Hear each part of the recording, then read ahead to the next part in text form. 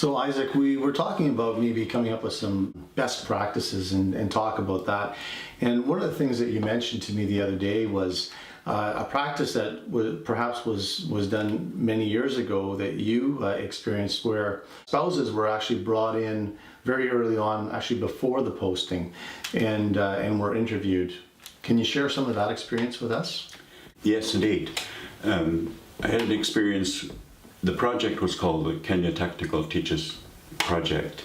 It was quite a long time ago, and it involved taking a number of Canadians, in fact quite a large number ultimately, to work for 2 to 5, in some cases they stayed 5 years. Okay. So actually it ended up that families were coming to live in a foreign country.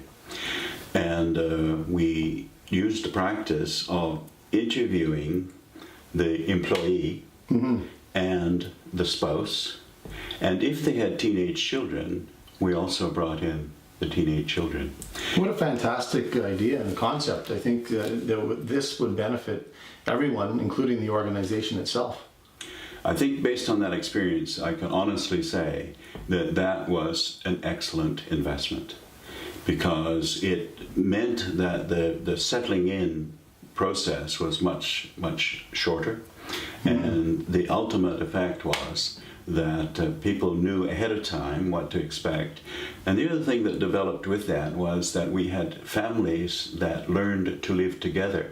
And so there are a number of families where the children, let's say, are still friends.